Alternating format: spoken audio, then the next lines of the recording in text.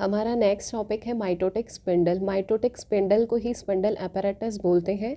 और ये जो माइटोटिक स्पिंडल है ये सेल डिवीजन के टाइम इसका फॉर्मेशन होता है। और इसका फंक्शन क्या होता है, जो माइटोटिक स्पिंडल होता है वो सेल डिवीजन के टाइम सिस्टर क्रोमेटिड्स को अलग करता है और क्रोमोसोम को ऑर्गेनाइज करता है और क्रोमोसोम की सोर्टिंग करता है।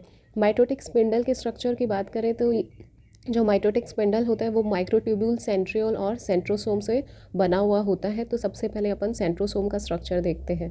जो सेंट्रोसोम होता है वो न्यूक्लियस के पास में लोकेट होता है। ये जैसे न्यूक्लियस है तो न्यूक्लियस के पास में क्या होता है, सेंट्रोसोम लोकेट रहता है। और यहाँ पे एक स्पेसिफिक रीजन होता है जिसको MTOC बोलते हैं, माइक्रोट्यूब्यूल ऑर्गेनाइजिंग सेंटर बोलते हैं, जहाँ से माइक्रोट्यूब्यूल ग्रो होती है। और उस लोकेशन को क्या बोलते हैं, MTOC बोलते हैं। और उसी को क्या बोलते हैं, सेंट्रियोल बोलते हैं। जो सेंट्रोसोम होता है वो माइक्रोट्यूब्यूल और सेंट्रियोल से बना हुआ होता है। इसमें सेंट्रोसोम में मैट्रिक्स होता है, ये क्या है, मैट्रिक्स है जो फाइब्रस प्रोटीन का बना हुआ है।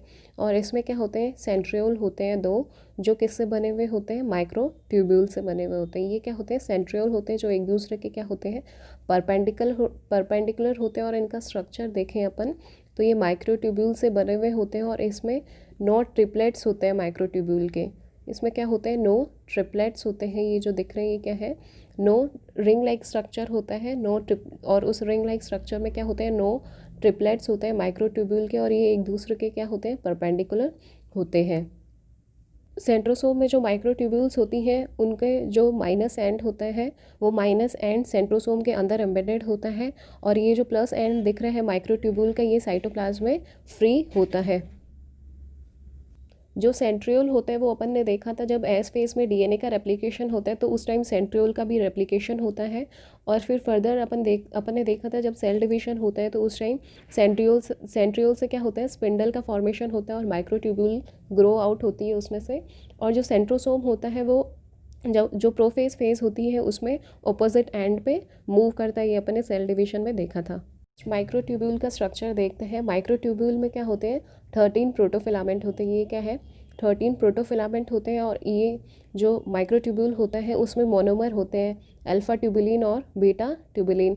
ये अल्फा ट्यूबुलिन और बीटा ट्यूबुलिन जो मोनोमर होते हैं वो मिलके क्या बनाते हैं, डाइमर बनाते हैं। और डाइमर फिर फर्दर पॉलीमराइजेशन से पॉलीमर बनाते हैं। और वही पॉलीमर मिलके फिर क्या करते हैं, फिलामेंट का फॉर्मेशन करते हैं। और बहुत सारे फिलामेंट मिलके क्या बनाते हैं, माइक्रोट्यूब्यूल का फॉर्मेशन करते हैं, जो जैसा इसमें दिख रहा है। और ये जो माइक्रोट्यूब्यूल होता है वो अपन ने देखा था अभी पीछे, उसमें क्या होती है, पोलैरिटी होती है, एक प्लस एंड होता है, एक माइनस एंड होता है। तो ये जो अल्फा ट्यूबुलिन की सब यूनिट्स होती हैं उनका जो एंड होता है वहाँ पे क्या होता है, माइनस प्रेजेंट होता है, माइनस वो क्या होता है, नेगेटिव एंड होता है। और जो बीटा ट्यूबुलिन सब यूनिट होती हैं वो क्या होता है, पॉजिटिव एंड होता है। ट्यूब्यूल की बात करें तो 3 तरह की माइक्रोट्यूब्यूल्स होती हैं। फर्स्ट एस्ट्रल माइक्रोट्यूब्यूल होता है। ये जो एस्ट्रल माइक्रोट्यूब्यूल दिख रहा है ये क्या होता है, ये आउटवर्ड रेडिएट होता है। ये जो दिख रहा है ये क्या होता है, आउटवर्ड रेडिएट होता है सेल कॉर्टेक्स की तरफ। और इसका फंक्शन क्या होता है, ये जो स्पिंडल apparatus है जिसमें से अपन को दिख रहा है ये क्या निकल रहा है, काइनेटोकोर माइक्रोट्यूब्यूल और इंटरपोलर माइक्रोट्यूब्यूल निकल रहे हैं। तो ये क्या करते हैं, इसको ये जो स्ट्रक्चर है स्पिंडल apparatus है उसको इस तरफ खींचता है। बल्कि जो एस्ट्रल माइक्रोट्यूब्यूल होते हैं ये क्या करते हैं, खुद को प्लाज्मा मेम्ब्रेन के साथ जाके अटैच कर लेते हैं। और ये जो स्पिंडल apparatus है उसको एंकर करके रखता है, उसको पकड़ के रखता है, उसको फिक्स करके रखता है ताकि वो इधर मूव ना करे। तो जो एस्ट्रल रेज होती हैं, जो एस्ट्रल माइक्रोट्यूब्यूल्स होती हैं वो क्या होती हैं, वो सेल कॉर्टेक्स की तरफ रेडिएट होती हैं और अपने आप को जो प्लाज्मा मेम्ब्रेन होती है वहाँ पे क्या कर लेती है, वो वहाँ पे अटैच कर लेती है। उसकी वजह से ये स्पिंडल apparatus होता है उसको ये क्या प्रोवाइड करती है, स्ट्रेंथ प्रोवाइड करती है और उसको एंकर करके रखती है ताकि उसकी इधर शिफ्टिंग ना हो। और ये जो एस्ट्रल माइक्रोट्यूब्यूल होती हैं ये अपन को पता है ये क्या है, शॉर्ट है। बाकी की जो माइक्रोट्यूब्यूल्स होती हैं वो क्या होते हैं, लॉन्ग होते हैं। और ये जो एस्ट्रल माइक्रोट्यूब्यूल है वो प्रो मेटाफेज में अराइज होते हैं। फिर अपन दूसरे माइक्रोट्यूब्यूल की बात करें तो दूसरा माइक्रोट्यूब्यूल है काइनेटोकोर माइक्रोट्यूब्यूल। ये जो दिख रहा है ब्लू वाला ये क्या है, काइनेटोकोर माइक्रोट्यूब्यूल है। दूसरे तरह के जो माइक्रोट्यूब्यूल है वो काइनेटोकोर माइक्रोट्यूब्यूल है। और ये जो काइनेटोकोर माइक्रोट्यूब्यूल ये जो दिख रहे हैं ब्लू वाले ये क्या है, काइनेटोकोर माइक्रोट्यूब्यूल है। और ये डायरेक्टली किससे अटैच होते हैं, यहाँ पे जो सेंट्रोमियर होता है वहाँ पे जो काइनेटोकोर होता है उससे डायरेक्टली ये अटैच रहते हैं। और इनका फंक्शन क्या होता है, ये जो क्रोमेटिड होते हैं उनसे क्या होता है, ये अटैच रहता है। फिर तीसरे तरीके के जो माइक्रोट्यूब्यूल होते हैं वो इंटरपोलर माइक्रोट्यूब्यूल्स होते हैं। इनको इंटरपोलर या पोलर माइक्रोट्यूब्यूल्स भी बोलते हैं। ये जो ऑपोजिट पोल से जो माइक्रोट्यूब्यूल्स अराइज हो रहे हैं, ये येलो वाले जो दिख रहे हैं, जो कि ऑपोजिट डायरेक्शन में पैरेलली रन कर रहे हैं, तो ये कौन से माइक्रोट्यूब्यूल है, ये इंटरपोलर माइक्रोट्यूब्यूल है। और इनका फंक्शन क्या होता है, जब जो स्पिंडल apparatus ये जो क्रोमेटिड है ये मूव अपार्ट करते हैं, तो उसमें कौन हेल्प करता है, इंटरपोलर माइक्रोट्यूब्यूल हेल्प करता है। और इंटरपोलर माइक्रोट्यूब्यूल और काइनेटोकोर माइक्रोट्यूब्यूल को, इन दोनों को मिला के क्या बोलते हैं, स्पिंडल माइक्रोट्यूब्यूल्स बोलते हैं। तो स्पिंडल माइक्रोट्यूब्यूल्स कौन कौन से होते हैं, काइनेटोकोर माइक्रोट्यूब्यूल्स और इंटरपोलर माइक्रोट्यूब्यूल्स होते हैं। स्पिंडल apparatus कैसे ऑर्गेनाइज होते हैं वो देखते हैं अपन। जब माइटोटिक स्पिंडल होता है वो प्रॉपरली फॉर्म्ड होता है, तो उसमें जो क्रोमोसोम होते हैं वो इक्वेटर पे अलाइन होते हैं, और जो स्पिंडल माइक्रोट्यूब्यूल्स अभी अपन ने देखा था वो ओरिएंट होते हैं परपेंडिकुलर टू क्रोमोसोम, और उनका जो पॉजिटिव एंड होता है वो काइनेटोकोर में एम्बेडेड होता है, और जो नेगेटिव एंड होता है वो सेल पोल्स पे एंकर रहता है। तो ये जो स्पिंडल apparatus का ऑर्गेनाइजेशन है उसको एक्सप्लेन करने के लिए दो मॉडल है, एक तो सर्च एंड कैप्चर मॉडल है और एक सेल्फ ऑर्गेनाइजेशन मॉडल है।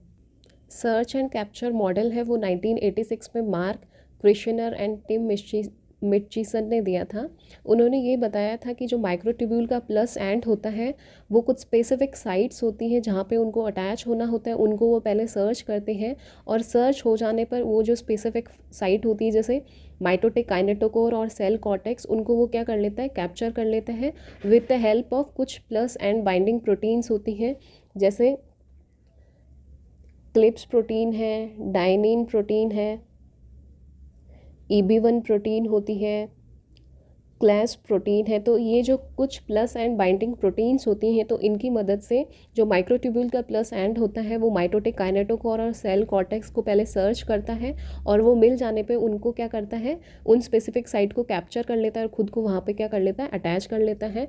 तो उनकी ये माइक्रोट्यूब्यूल की जो सर्च एंड कैप्चरिंग प्रॉपर्टी है उसकी वजह से इनको नाम दिया है search and capture model. Next model है सेल्फ ऑर्गेनाइजेशन मॉडल, ये हेयर ने दिया था। उन्होंने ये बताया कि जो माइक्रोट्यूब्यूल्स होती हैं वो क्रोमोसोम के पास में एसेंट्रोसोमली न्यूक्लिएटेड होती हैं, और वो अपने आप को ऑर्गेनाइज कर लेती एंटी पैरेलल बंडल में, और एक स्पिंडल लाइक स्ट्रक्चर का फॉर्मेशन कर लेती हैं। फिर कुछ एंजाइम्स होते हैं जो स्पिंडल असेंबली को रेगुलेट करते हैं, जिनमें से मोस्ट इम्पॉर्टेंट जो एंजाइम है वो काइनेस एंजाइम है। ये काइनेस एंजाइम क्या करता है, जो फॉस्फोराइलेशन इवेंट्स होते हैं उनको ये क्या करता है, कैटेलाइज करता है। काइनेस के बाद में साइक्लिन डिपेंडेंट काइनेस होते हैं, और ये क्या होते हैं, बहुत इंपॉर्टेंट होते हैं, और ये एक्टिवेट किससे होते हैं, साइक्लिन की हेल्प से एक्टिवेट होते हैं। और इनमें जो साइक्लिन डिपेंडेंट काइनेस 1 होता है वो मेन माइटोटिक काइनेस होता है मैमेलियन सेल में, और ये जो CDK1 होता है वो एक्टिवेट होता है साइक्लिन B1 की हेल्प से। फिर कुछ ऑरोरा एंजाइम्स होते हैं। ये ऑरोरा एंजाइम क्या करते हैं, जो स्पिंडल असेंबली है उसको प्रॉपर वो क्या करते हैं, मेंटेन करते हैं, और उसको प्रॉपर जो क्रोमोसोम का या क्रोमेटिड का सेपरेशन होता है उसमें ऑरोरा काइनेस हेल्प करते हैं। तो ऑरोरा जो काइनेस होते हैं वो 2 तरह के होते हैं, ऑरोरा A और ऑरोरा B। जो ऑरोरा A होते हैं वो क्या करते हैं, सेंट्रोसोम से एसोसिएटेड होते हैं और उसकी डिवीजन के टाइम एंट्री को रेगुलेट करते हैं। और जो ऑरोरा B होते हैं वो क्रोमोसोम को मीडिएट करते हैं, और ये क्या करते हैं, जो माइक्रोट्यूब्यूल का अटैचमेंट होता है और सिस्टर क्रोमेटिड का कोहेजन होता है सेल डिवीजन के टाइम, और जो काइनेटोकोर फाइबर होते हैं उनको अलाइन करना, वो सारे फंक्शन किसके हैं, ऑरोरा B के हैं। फिर एक एंजाइम होता है PLK पोलोलाइकाइनेज, इसका फंक्शन होता है स्पिंडल को, जो स्पिंडल है उसको मेंटेन और रेगुलेट करना, उसके साथ साथ माइक्रोट्यूब्यूल डायनामिक को भी रेगुलेट करना।